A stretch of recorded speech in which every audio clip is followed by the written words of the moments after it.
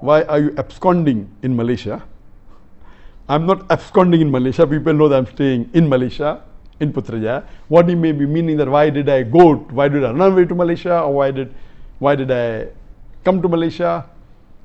And you know that there was an allegation by the Indian government because of the popularity, and many people were accepting Islam, and the new government, the BJP government, again is a Muslim, and they had a lot of agenda. So they laid allegation against me, first on terrorism, they could not prove it.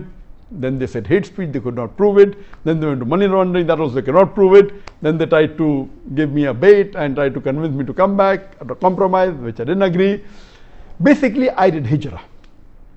And hijrah for the sake of Allah subhanahu wa ta'ala. I being a da'i, when I felt that my life was in danger, I did hijrah. And this is the sunnah of the prophets and the sunnah of Muhammad sallallahu alaihi wasallam.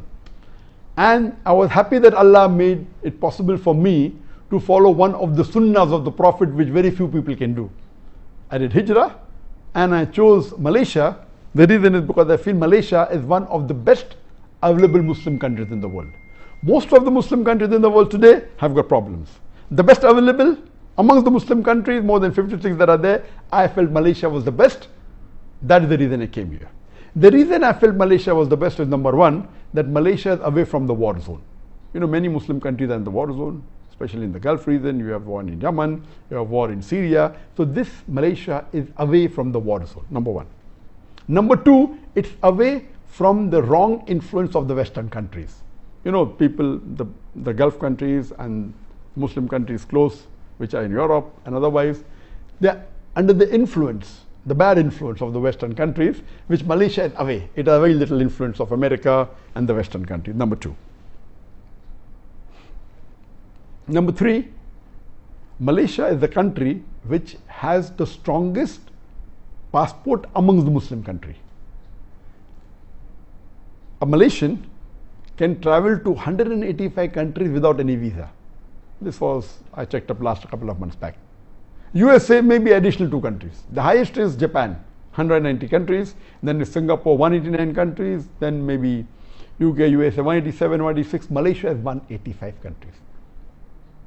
The strongest passport amongst all the Muslim countries. That is point number 3. Point number 4, amongst the non-Arab Muslim countries, I'm not talking about the Arab Muslim countries, the non-Arab Muslim countries, on an average, a Malaysian, according to me, is a more practicing Muslim than an average Indian or average Pakistani. I do not mean bad for the Indians or the Pakistani, even I am an Indian Muslim.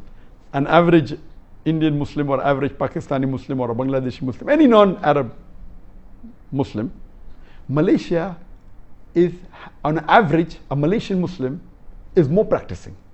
You have the percentage wise, if you see a survey that says that in India, the Muslim coming to the 5 times compulsory Sun mosque is just a minute percentage. In Malaysia, it's a high percentage. The people fasting is a high percentage. That's the reason, as compared to the other non-Arab Muslim countries, the practice of Islam is stronger. That's point number 4. Point number 5, that in Malaysia, the federal religion is Islam. So you don't have to feel shy to call yourself Muslims. There are many Muslim countries where you feel shy to call yourself a Muslim. The majority are Muslims, more than 90% are Muslim, but because of the atmosphere, because of the so-called secular government calling themselves Muslims. So these were the reasons that I chose Malaysia over other countries. I had got requests from more than 12, 13, 14 countries to come and stay there, and I chose Malaysia as the best amongst the one available.